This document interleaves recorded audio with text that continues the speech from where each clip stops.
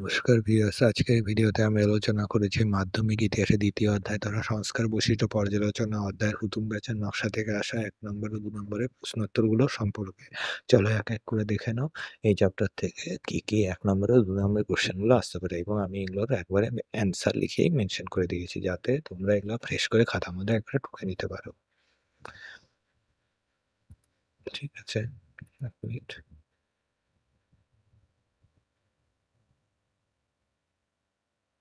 হুম।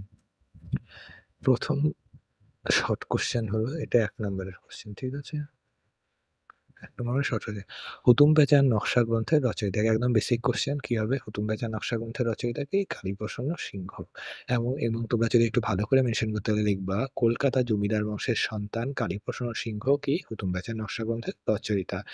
ঠিক আছে? তাহলে এখান থেকে একটা কি পেলা? কালীপ্রসন্ন সিংহের জন্মস্থান কোথায়? কলকাতাতে। লিখে নাও। জন্মস্থান তার কি? কলকাতাতে। এগুলাও কিন্তু শর্ট কোশ্চেন আসতে পারে। ঠিক আছে? অনেক খুঁটিয়ে খুঁটিয়ে জিজ্ঞাসা করবে। জন্মস্থান কলকাতা। তোমরা বাংলাতে লিখে দেবে, আমি ইংরেজিতে শর্টকাটে লিখে দিলাম। ঠিক আছে? এখন আরো শর্ট কোশ্চেন আসতে পারে। কালীপ্রসন্ন সিংহের জন্মস্থান কোথায়? কি হবে? কলকাতা হবে। আমি যে বলছি কালীপ্রসন্ন সিংহের জন্ম সন কত? এটা আসতে পারে। লিখে নাও। জন্ম সন কত? জন্ম সন হবে হলো ১৮৪১ সালে। ১৮৪১ সালে। এখন আরো আসতে পারে, হুতুম প্যাঁচার নকশা তো সম্পর্কে তো জানলা, কালীপ্রসন্ন সিংহ লিখেছে। কত সালে লিখেছে? তাহলে কি গ্রন্থ সন, মানে এই যে হুতুম প্যাঁচার নকশা গ্রন্থের সন কত সালে রচনা হয়, এটা লিখে নাও। কত হবে? ১৮৬১ সালে।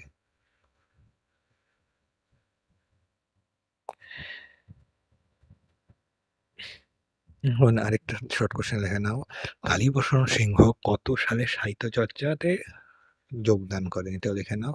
তিনি তিনি মানে কি? কালীপ্রসন্ন সিংহ। তিনি মাত্র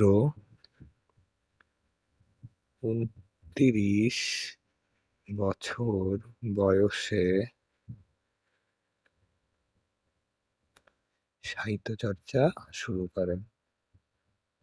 সাহিত্য চর্চা শুরু করেন। ঠিক আছে? পরের স্লাইডে যাই। পরের শর্ট কোশ্চেনটা দেখে নাও।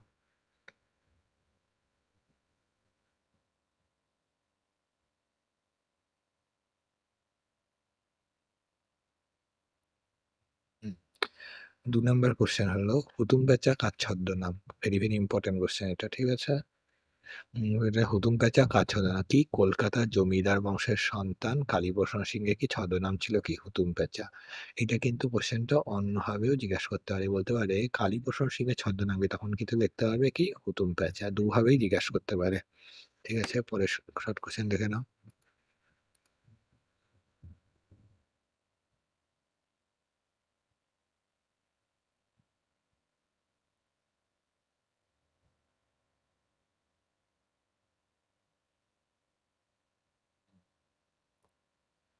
কি পরের কোশ্চেন?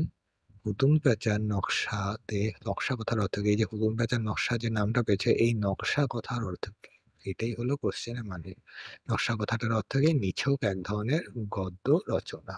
ঠিক আছে? পরের শর্ট কোশ্চেন ৪ নম্বর দেখে নাও।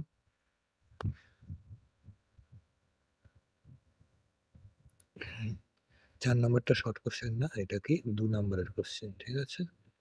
কি বলছে? হুতুম প্যাঁচার নকশা গ্রন্থের বিষয়বস্তু কি? মানে হুতুম প্যাঁচার নকশা গ্রন্থে কি বিষয়ে আলোচনা করা হয়েছে? ১ নাম্বার, ক নাম্বার, ঊনবিংশ শতকের কলকাতার সামাজিক শৈথল্য কি? কলকাতার সামাজিক শৈথল্য, চরিত্রহীনতা ও সমাজের অন্ধকার দিকগুলো এতে বিদ্রূপ করা হয়েছে। মানে কি ঊনবিংশ শতকে বা ১৯ শতকে যে কলকাতায় যে সামাজিক শৈথল্যতা ছিল, চরিত্রহীনতা ছিল সমাজে, এবং সমাজে যে অন্ধকার দিক, খারাপ দিকগুলি, যেমন বিধবা বিবাহ, না বিধবা বিবাহ ব্যাপারগুলো, সতীদাহ প্রথা, এগুলো কি? এইগুলোই বলছে সমাজে অন্ধকার দিকগুলো এতে বিদ্রূপ করেছে। বিদ্রূপ মানে কি? ঠাট্টা তামাশা করে এই গ্রন্থে আলোচনা করা হয়েছে। পরীক্ষায় একটা শর্ট কোশ্চেন আসতে পারে, হুতুম প্যাঁচার নকশা গ্রন্থে কোন শহরে আলোচনা আছে? কি আছে? কলকাতা শহরের আলোচনা আছে। হুতুম প্যাঁচার নকশা পুরাটাই কি? কলকাতা শহর নিয়ে আলোচনা করা হয়েছে। খ নম্বর, কলকাতার সামাজিক দ্বিচারিতা ও কুৎসাপূর্ণ দিকগুলো এতে পড়ে যায়। মানে কলকাতার সামাজিক দিক মানে সমাজে বিভিন্ন দিকে যে মানুষ আলোচনা করত। খারাপ দিক, ভালো দিকে থেকে বেশিরভাগ খারাপ দিকটা সম্পর্কে কি সমাজে ছড়িয়ে পড়েছিল। এবং কুৎসাপূর্ণ দিকগুলো তথা খারাপ, খারাপ দিকগুলো এগুলো কি এতে ফুটে উঠেছে। গ নাম্বার কি কলকাতার ধনী মধ্যবিত্ত সাধারণ মানুষের হুজুগ প্রিয়তা। ধরো এই একটা কিছু উৎসব আসলো ওইটা নিয়ে সবাই পুরা মেতে উঠলো। যেমন এখন বর্তমান দিনে দুর্গাপূজা দেখতে পাওয়া যায়, কালীপূজা দেখতে পাওয়া যায়। তখনকার দিনেও কি যে কোনো উৎসবেই আসতো কি এই ধনী মধ্যবিত্ত সাধারণ মানুষরা কি যে কোনো বিষয়ে কি হুজুগ তুলে দিত। এই হুজুগ প্রিয়তাই লই এই হুতুম প্যাঁচার নকশা গ্রন্থে আলোচনা করা হয়েছে। পরের কোশ্চেন দেখে নাও।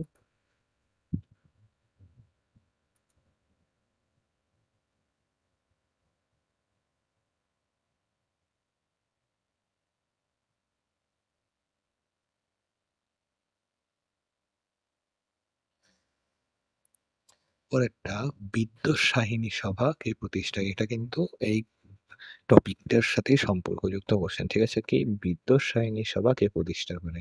কি হবে? বিদ্বৎসাহিনী সভা প্রতিষ্ঠা করে হলো আমাদের এই কালীপ্রসন্ন সিংহ কত সালে প্রতিষ্ঠা করেন? ১৮৫৫ সালে। দুভাবেই জিজ্ঞাসা করতে পারে। বিদ্বৎসাহিনী সভা কে প্রতিষ্ঠা করেন? কালীপ্রসন্ন সিংহ। বিদ্বৎসাহিনী সভা কবে প্রতিষ্ঠা হয়? ১৮৫৫ সালে কালীপ্রসন্ন সিংহ দ্বারা। ঠিক আছে? আর ২ টা যদি একসাথে জিজ্ঞাসা করে বেসিক্যালি এটা ২ নম্বরে জিজ্ঞাসা করবে। ঠিক আছে? ২ টা যদি একসাথে কে ও কবে আর যদি একটা, একটা করে জিজ্ঞাসা করে তাহলে ১ নম্বরের কোশ্চেন হিসেবে কি আলোচনা করবে। ঠিক আছে? 1+1 কি? তারপরে দেখে নাও বিদ্যাসায়নী সভা সম্পর্কিত আরো কতগুলো শর্ট কোয়েশ্চেন দেখে নাও। এখান থেকে ফ্যাক্টস। কালীপ্রসন্ন সিংহ তো বিদ্যাসায়নী সভা প্রতিষ্ঠা কিন্তু কত বছর বয়সে শুরু করেছে? কালীপ্রসন্ন সিংহ লিখে নাও ১৫ বছর বয়সে বিদ্যাসায়নী সভা প্রতিষ্ঠা করেছেন। কালীপ্রসন্ন সিংহ মাত্র ১৫ বছর বয়সে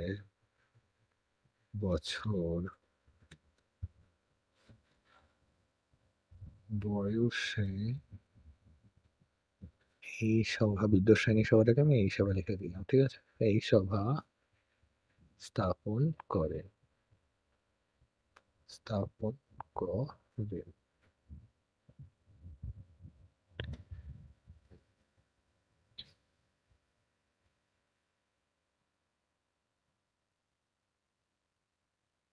তারপর একটা শর্ট কোশ্চেন মেনশন করে নাও। এই সভা মানে বিদ্যাসায়নী সভা, এই সভা মাইকেল মধুসূদন দত্তকে মধুসূদন দত্তকে মধুসূদন কিন্তু ঠিক আছে মধুসূদন দত্তকে দেন ১৮৬১ সালে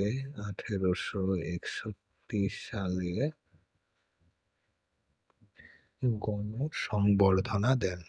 এখানটা লিখছি গণসংবর্ধনা দেয়। ঠিক আছে?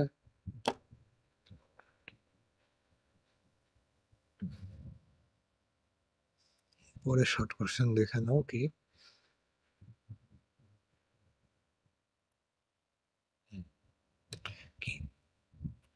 ব্যঙ্গ বিদ্রুপাত্মক মূলক সামাজিক রচনার উদাহরণ দাও। একদম বেসিক কোশ্চেন কি তোমাদের সিলেবাসে ব্যঙ্গ বিদ্রুপাত্মক সামাজিক রচনার একটাই উদাহরণ কি আছে? এটা কি হুতুম প্যাঁচার নকশা।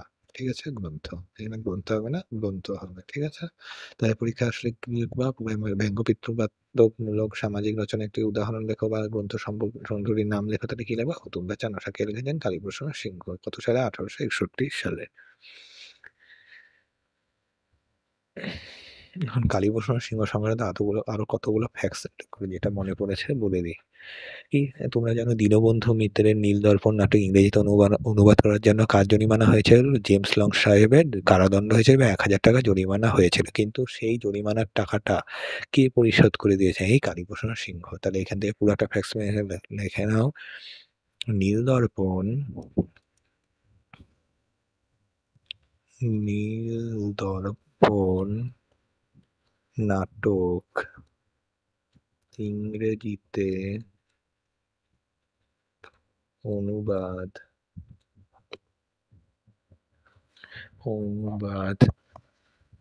করার জন্য করার জন্য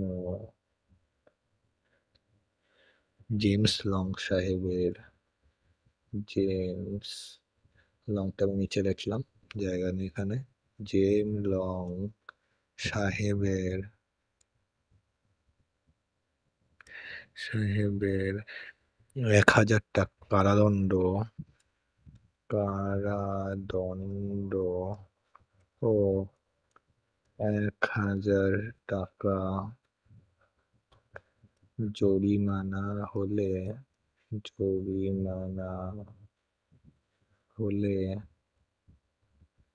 তা পরিশোধ করে দেন। পরিশোধ মানে কি, একসাথে 1000 টাকাটা কে দিয়ে দেয় তার বদলে, পরিশোধ করে দেন কালীপ্রসন্ন সিংহ। তাহলে তিনি দেখো কত ভালো মানুষ ছিলেন, একজনের জরিমানা হয় কিন্তু তার বদলে তিনি তার পকেট থেকে কি 1000 টাকাটা দিয়ে দেন, যাতে তার কোনো কি কারাদণ্ড জরিমানা না লাগে। কালীপ্রসন্ন করে দেন কি কালীপ্রসন্ন সিংহ। আর মনে রাখবো এই 1000 টাকাটা কত সালে জরিমানা হয়েছিল, এই যে কারাদণ্ড 1000 টাকাটা 1861 সালে, ঠিক আছে, 1861 সালে। পরের কোশ্চেন দেখে নাও।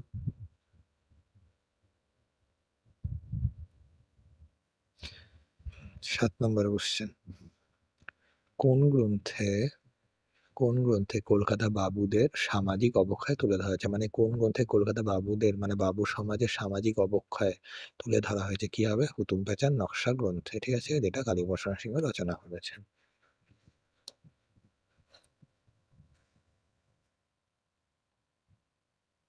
আরেকটা ফ্যাক্ট উল্লেখ করে নাও। কালীপ্রসন্ন সিংহ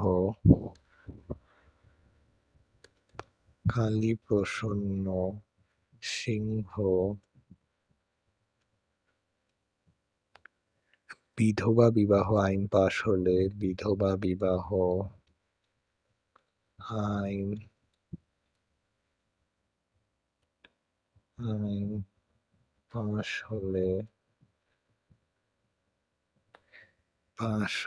তিনি বিধবা বিবাহকারীকে, মানে যে বিধবাকে বিবাহ করবে, বিধবা বিবাহকারীকে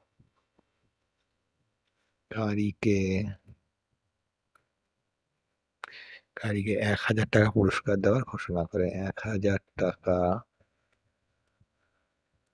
পুরস্কার দেওয়ার কথা ঘোষণা করে, যাতে সকল পুরুষ সমাজকে যাতে উৎসাহ পায় এই 1000 টাকার কি একটু লোভে করে বলতে গেলে। তাহলে কি 1000 টাকাটা যদি পেয়ে যায় তাহলে কি সবাই পেতে যাওয়ার ফলে কি হবে, সকলে কি সমাজে যা যা যা যা বিধবা আছে সকলকে পুরুষ সমাজকে বিবাহ করে নিবে। এর জন্য তিনি এই ঘোষণাটা করেছে, যাতে বিধবাদেরও বিবাহ হোক। তাহলে কি ঈশ্বরচন্দ্র বিদ্যাসাগরের পাশাপাশি তিনিও বিধবা বিবাহতে একটু ভূমিকা রেখেছিলেন, মানে উৎসাহ দেওয়ার জন্য 1000 টাকা পুরস্কার দেওয়ার কথা ঘোষণা করেন।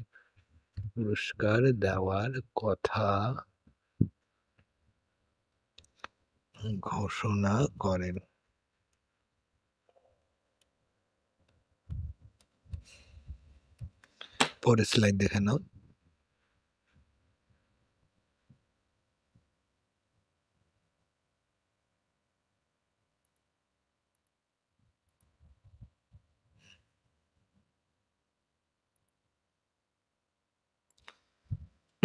কি কোশ্চেন আছে? 8 নম্বর কোশ্চেন। হুতুম প্যাঁচার নকশা গ্রন্থের প্রধান প্রতিপাদ্য বিষয় কি? মানে হুতুম প্যাঁচার নকশা গ্রন্থে প্রধান কি বিষয়ে আলোচনা করা হয়েছে? কলকাতার নাগরিক জীবন, যেটা আমি একটু আগে বললাম। হুতুম প্যাঁচার নকশা গ্রন্থে শুধুমাত্র একটি শহরের নাগরিক জীবন বা সমাজকে তুলে ধরা যায়, সেটা হবে কি কলকাতা, ঠিক আছে। পরের স্লাইড দেখে নাও।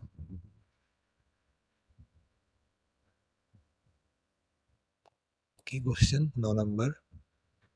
হুতুম প্যাঁচার নকশা গ্রন্থের ভাষা কিরূপ? মানে হুতুম প্যাঁচার নকশা গ্রন্থতে যে ভাষাতে লেখা হয়েছে, ওই ভাষাটা কিরূপ ছিল?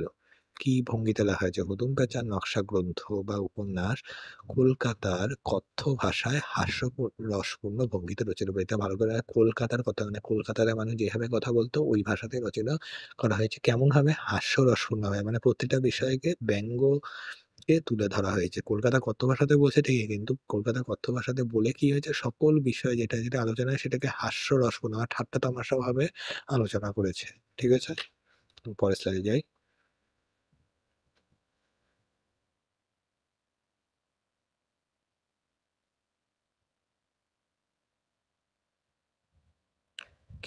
কোশ্চেন আছে ১০ নম্বর কোশ্চেন।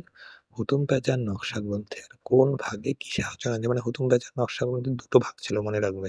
এর মধ্যে কয়টা ভাগ? ২ টো ভাগ আছে। তাহলে ১ম ভাগ ও ২য় ভাগে কি আলোচনা করেছে দেখে নাও।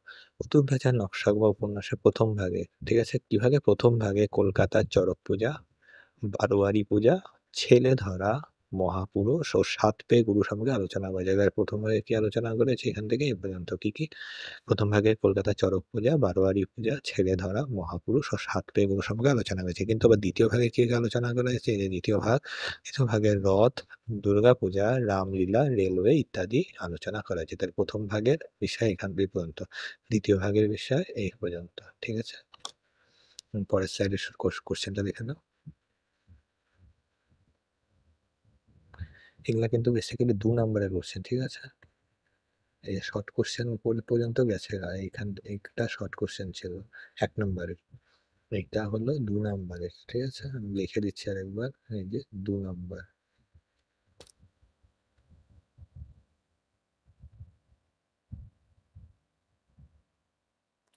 ঠিক আছে? এটাও ২ নাম্বারের কোশ্চেন বলে দিচ্ছি। এখানটা একটু লিখে দিলাম ২।